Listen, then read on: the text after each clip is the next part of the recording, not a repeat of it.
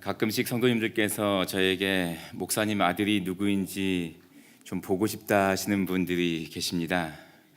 그러면 그 옆에 계신 분이 자기는 봤다라고 이야기하시는 경우가 있습니다. 식당에서 봤고 또 교육관에서 봤다고 합니다. 제가 제 아들을 소개해 주질 않았는데 그분은 봤다고 그럽니다. 그러면서 저에게 똑같이 생겼어요. 이렇게 대답해요. 제가 집에 가서 아들을 불러앉히고 거울을 보면서 정말 똑같이 생겼냐? 그러면 식구들은 작은 박은석이라고 합니다.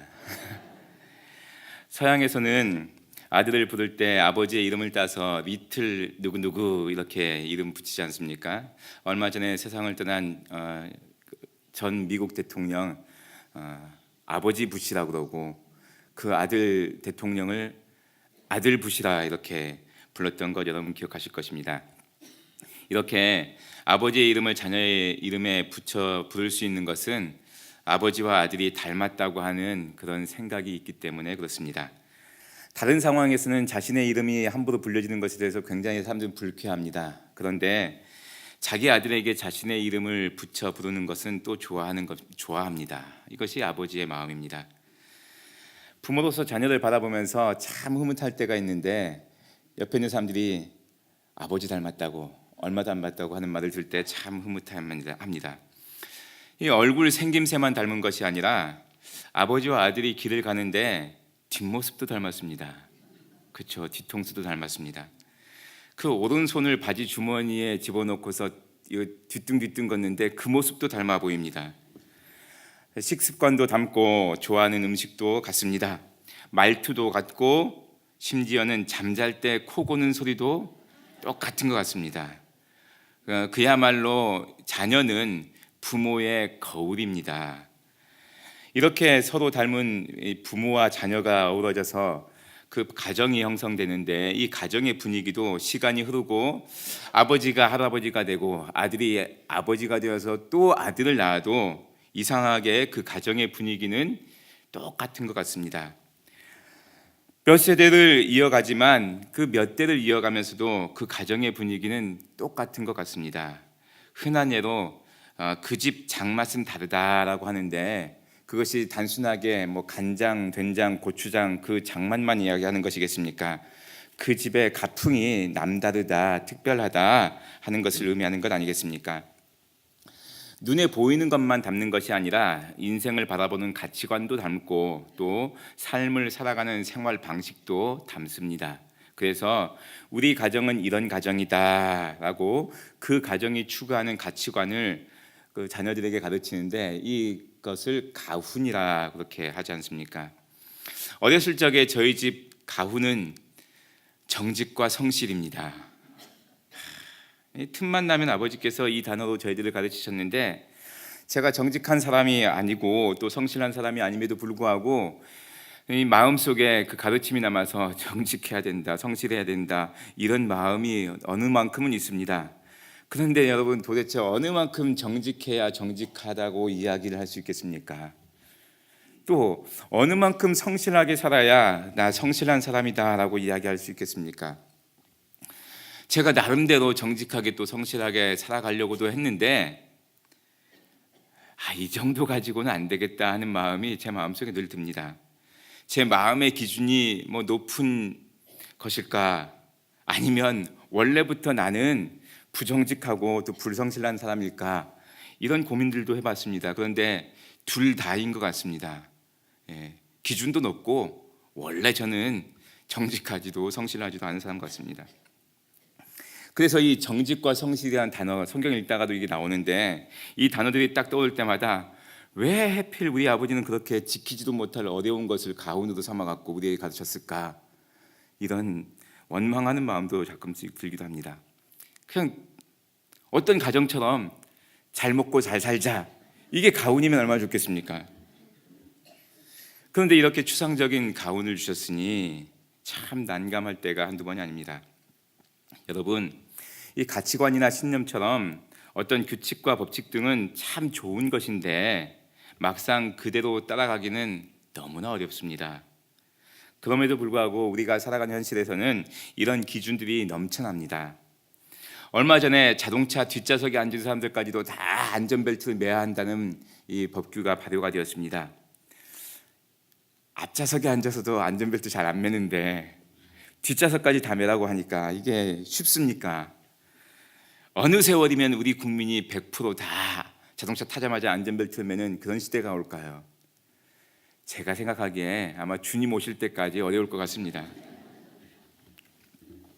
법은 참 좋은 것인데 법을 지켜서 살면 질서 있고 조화롭고 불편함을 최소화할 수 있습니다. 그러나 세상의 그 어떤 법도 완벽하게 지키기는 어렵습니다.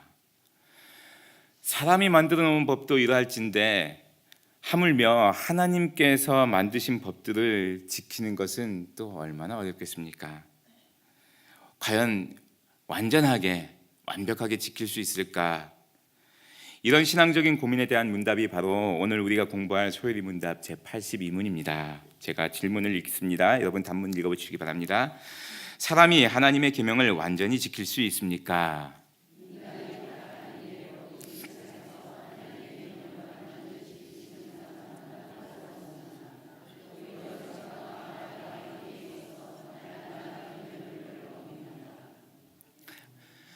태초에 사람을 창조하신 하나님께서는 사람에게 생기를 불어넣으시고 사람이 생명이 되는 순간 참 좋아하셨습니다. 하나님께서 사람을 좋아하신 것은 단순하게 사람이 움직였기 때문에 좋아하신 것만은 아니셨습니다. 사람은 하나님의 모양과 하나님의 형상대로 창조되었기 때문에 하나님께서 사람을 보시면서 참 좋아하셨습니다. 하나님을 닮았기 때문에 그렇습니다. 마치 부모가 자기를 닮은 자녀를 보면서 좋아하는 것처럼 하나님은 하나님을 닮은 사람을 보시면서 참 좋아하셨습니다. 하나님의 형상대로 창조된 사람은 또한 하나님을 아버지라 부르며 하나님과 사랑의 관계를 맺는 그런 그 관계를 누릴 수가 있었습니다. 아버지와 아들이 서로 같은 마음을 품고서 가정을 아름답게 꾸려나가듯이 하나님 아버지께서는 우리 사람과 함께 같은 마음 또 같은 질서를 가지고 아름다운 세상을 만들어가기를 원하셨습니다. 그렇게 하나님과 동일한 마음을 가지고 하나님께서 원하시는 질서를 지키며 살아갈 때 또한 하나님께서는 필요한 모든 것을 다 공급하여 주셨습니다. 그것이 바로 에덴 동산의 모든 자연 환경이었습니다. 참으로 모든 것이 다 완벽하고 완전하였습니다. 특히나 에덴 동산 중앙에는 생명나무가 있었는데 사람에게 영원한 생명을 꿈꾸게 해주는 열매가 주렁주렁 맺혀 있었습니다. 그리고 에덴 동산의 중앙에 또 다른 나무 하나가 있었는데 그것은 선악을 알게 하는 나무였습니다. 하나님께서는 사람에게 동산 모든 나무의 열매는 다 먹을 수 있다, 이 생명나무 열매까지도. 그러나 동산 중앙에 있는 선악을 알게 하는 나무의 열매는 절대로 먹지 말아라 하시는 계명을 주셨습니다. 여러분, 이 계명을 지키는 것은 너무 쉬워 보였습니다. 안 먹으면 되잖아요. 우리가 자동차를 타면 안전벨트를 매야 한다는 것 너무나 쉬운 법입니다. 그럼 매면 되잖아요. 그런데 안타깝게도 우리가 잘 아는 대로 첫사람 아담과 하와는 하나님께서 주신 계명을 지키지 못했습니다.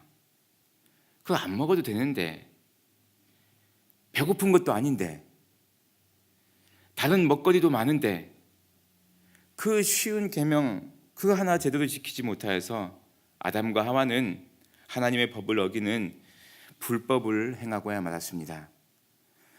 그렇게 인간은 하나님의 계명을 어김으로 타락하게 되었습니다.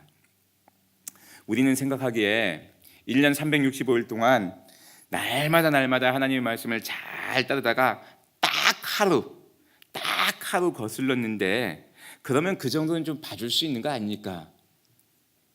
99.9% 지켰다면 그건 100% 지킨 거하고 똑같지 않습니까? 이렇게 여쭙고 싶습니다. 그런데 하나님은 100%에서 단 0.1%라도 부족하면 그것은 불완전한 것이다, 이렇게 말씀하십니다. 그것이 바로 하나님의 기준입니다.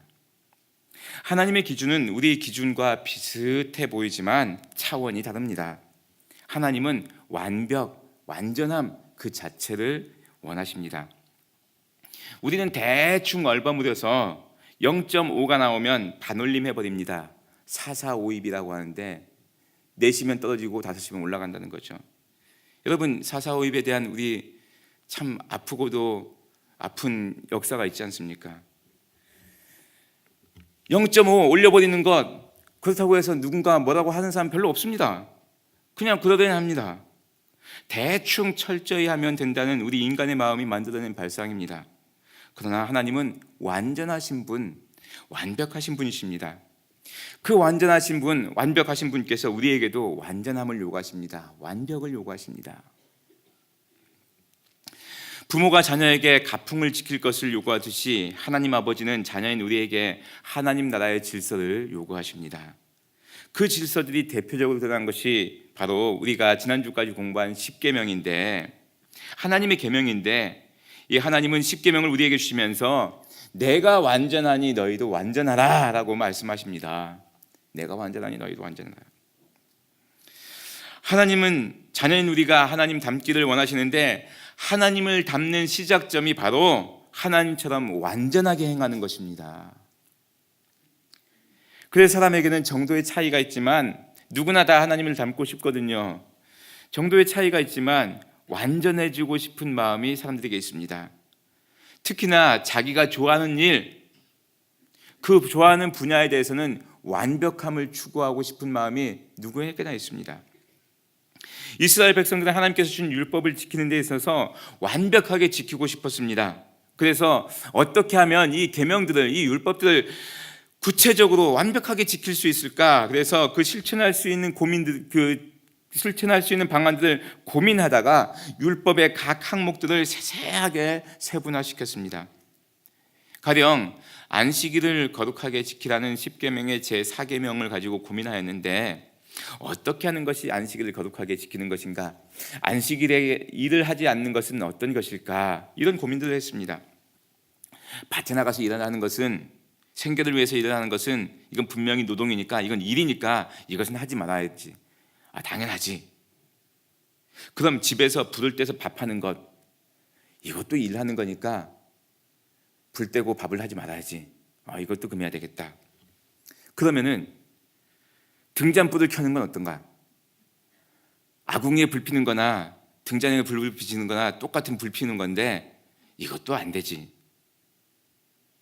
그것도 노동이겠구나. 이것도 하지 말아야 되겠구나.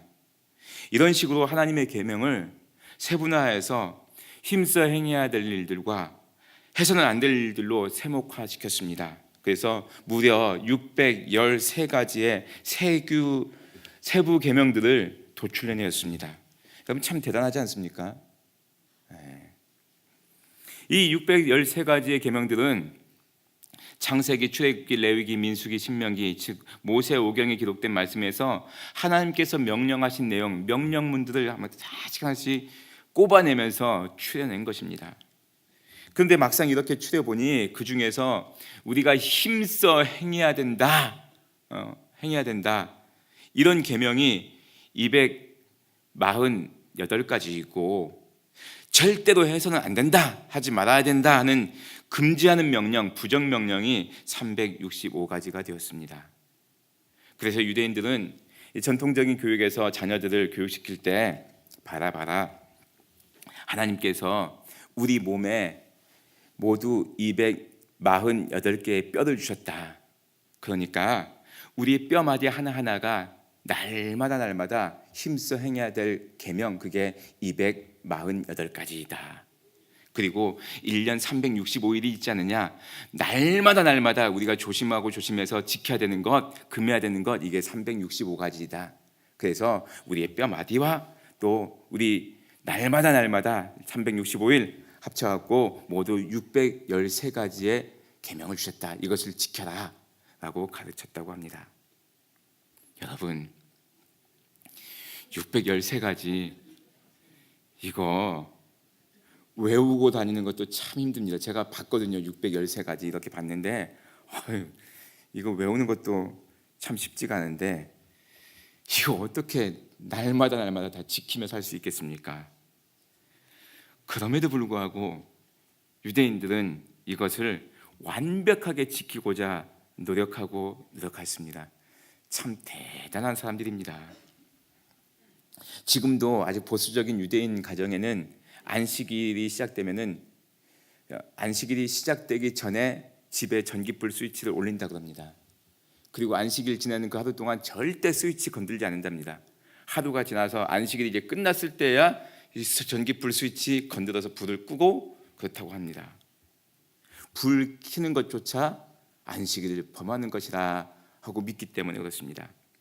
이렇게 철저한 노력을 기울였기에 그들은 그 숱한 역사적인 고난 속에서도 신앙을 지켜왔을지 모릅니다. 그러나 그들은 이 하나님의 계명, 율법에서 가르치는 그 글자들에 너무 치우친 나머지 하나님의 원래 계획, 원래 마음을 놓쳐버렸습니다. 아니, 처음부터 그들은 하나님의 계명을 다 지킬 수 있는 존재들이 아니었습니다. 이것은 유대인뿐만 아니라 우리도 마찬가지입니다. 사람은 하나님께서 명령하신 계명을 지키기에는 너무나 형편없이 부족한 존재들입니다. 소요리 문답 82문은 우리에게 분명하게 말씀해 주고 있습니다. 인간이 타락한 이후로 이 세상에서 하나님의 계명을 완전하게 지킬 수 있는 사람은 단 한 사람도 없습니다. 아담과 하와가 에덴 동산에서 하나님께서 금하신 열매를 먹는 순간, 즉 하나님께서 먹지 말라고 말씀하신 그 계명을 어기는 순간 사람은 타락하였습니다. 이렇게 타락한 아담과 하와가 사는 세상은 더불어 타락하게 되었습니다. 타락한 사회, 타락한 세상이 되고 말았습니다. 그리고 이 세상에서 태어나는 모든 후손들은 다 저절로 타락하게 된 겁니다. 쉽게 말씀드리면 제가 대한민국 사람입니다. 그렇기 때문에 제 아이들은 태어나는 순간 대한민국 사람이 되었습니다. 부모가 대한민국 사람이니까 자녀들은 자연스럽게 대한민국 사람이 된 겁니다. 마찬가지로 타락한 세상에서 태어나는 모든 손들은, 모든 사람들은 다 타락한 세상의 사람이 되고 만 것입니다. 모든 사람은 다 타락한 겁니다. 그러므로 이 타락한 세상에서 하나님의 계명을 완전하게 지킬 수 있는 사람은 단 한 사람도 없습니다. 단 한 사람도 없습니다. 그러니 여러분, 옆 사람이 조금 부족해 보이더라도 그냥 이해하고 넘어가십시오. 어차피 완벽할 수 없는 사람입니다. 여러분 마음에 쏙 드는 그런 사람 없습니다. 믿는 도끼에 발등 찍겠다. 믿었으니까 그렇죠. 왜 사람을 믿습니까? 어떻게 믿습니까, 사람을? 우리가 믿을 수 있는 분은 하나님밖에 없습니다. 자녀들에게 너무 완벽한 사람이 되기를 강요하지 마십시오. 여러분도 완벽하지 못하잖아요. 가끔 보면 자녀들에게 나는 그렇게 살지 않았어 하시는 분들이 있는데, 여러분 정직하게 한번 돌아보십시오. 얼마나 많은 실수와 얼마나 많은 잘못들을 하면서 살아오셨습니까? 거기에다가 지금은 그것을 잊어버리는 기억력 감소까지 있는 겁니다. 우리는 살아가면서 매일매일 생각과 말과 행위로 하나님의 계명들을 어깁니다. 먼저 우리는 우리의 생각으로 날마다 하나님의 계명들을 어깁니다. 우리가 겉보기에는 꽤 괜찮은 사람들입니다. 그렇죠? 특히 우리 동네 분들은 교양이 있으시고 지식이 있으시고 남을 배려할 줄 아시고 믿음도 있으시고 특히 천당 옆에 분당에 사시는 참 괜찮은 분들이십니다. 그런데 우리 속마음은 어떻습니까? 여러분, 다른 사람들과 별반 다를 바가 없습니다. 우리 속마음에는 남들에게 꽁꽁 감춰주고 싶은 것들 투성이입니다. 우리 마음속에는 남을 미워하는 마음도 있고 질투하고 저주하는 마음도 있습니다. 하루에 5만 가지 생각을 한다고 하는데 그 생각 중에는 우리도 깜짝깜짝 놀라는 엉뚱한 생각이 얼마나 많은지 모릅니다. 여러분, 생각 속에서 우리는 일탈을 꿈꾸고 그러면서 즐거워합니다. 그렇죠? 생각만 할 뿐인데 뭐가 어떠냐며 우리 스스로 위안을 삼기도 합니다. 생각 속에서 우리는 최고 권위자가 되기도 하고 투명인간이 되기도 하고 또 생각 속에서 우리는 하나님이 되어서 사람을 조종하기도 하고 세상을 다스리기도 합니다. 나에게 해코지를 하는 사람에 대해서는 우리 생각으로 벌써 천벌을 여러 번 주었습니다. 그러면서도 겉으로는 우리가 괜찮은 척, 순진한 척, 점잖은 척 그렇게 살아가고 있습니다.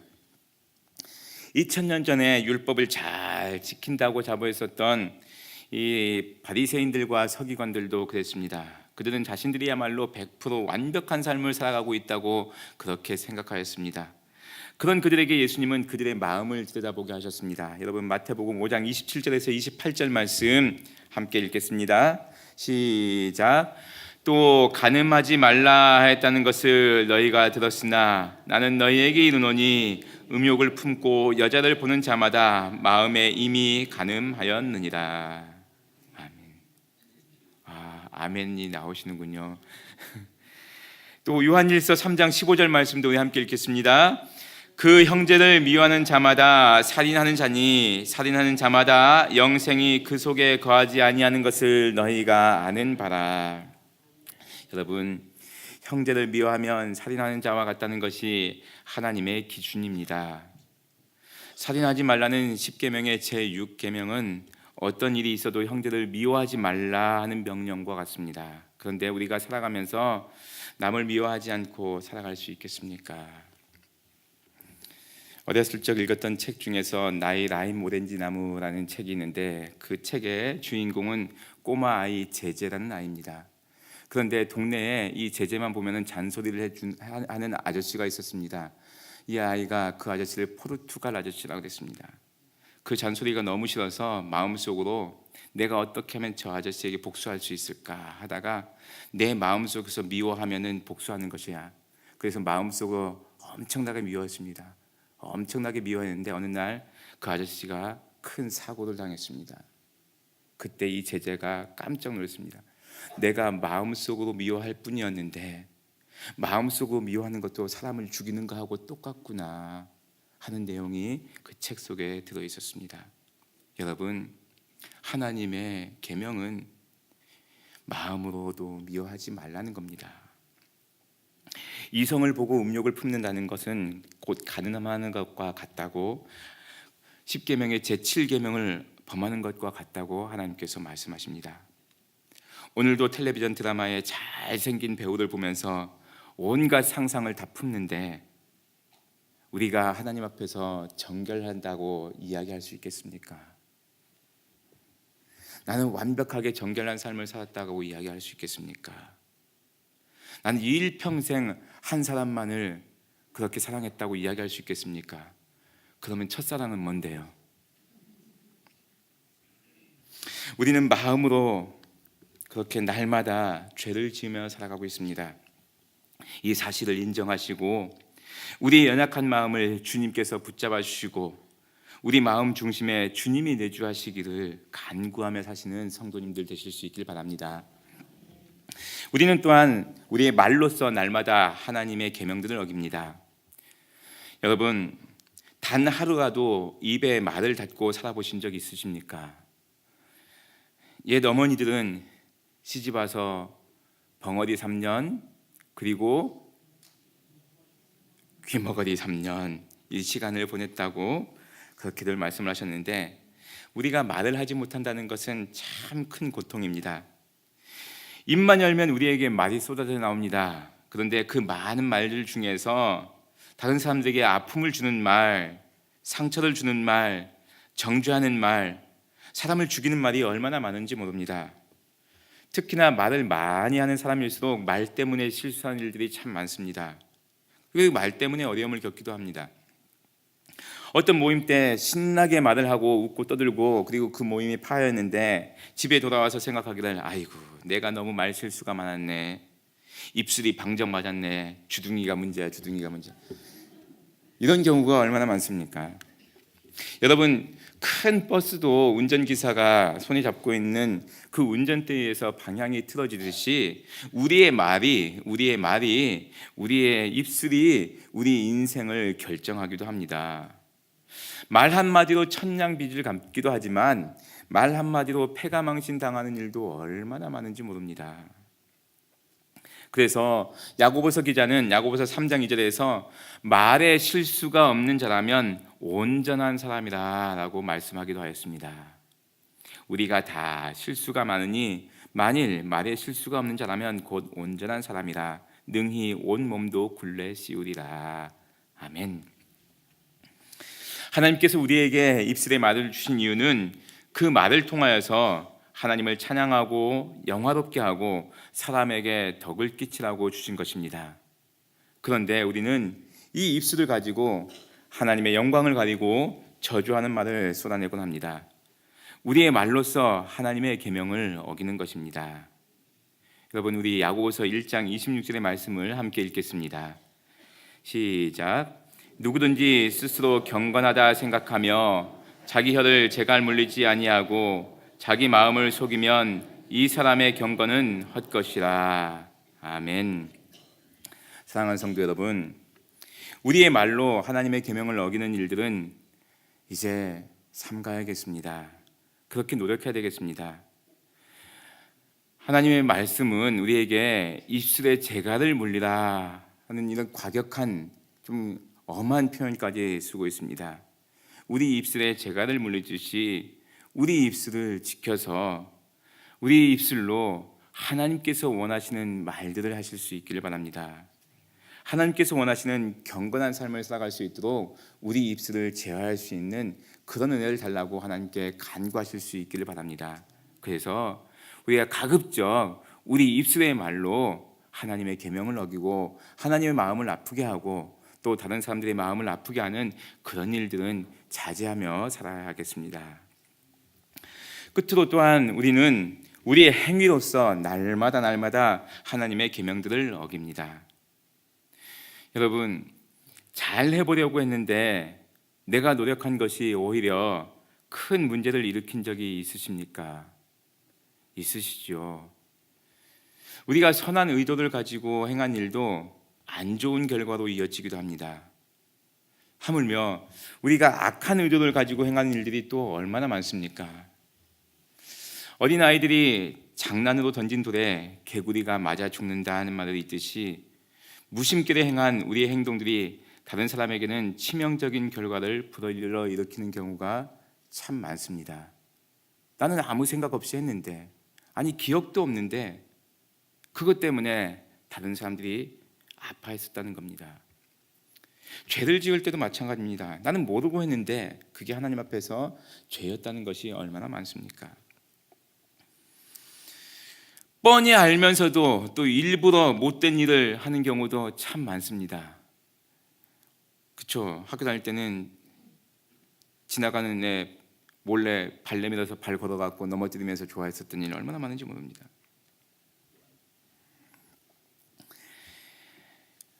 아무리 의롭게 살아가려고 해도 우리의 행위로 의로워질 수가 없습니다. 여러분, 산속에 깊이 들어가서 소나무 잎만 먹고 살면은 의로워질 수 있겠습니까? 아니면은 방 안에 틀어박혀서 가부좌 틀고 앉아 있다고 해서 우리가 깨끗해지는 겁니까?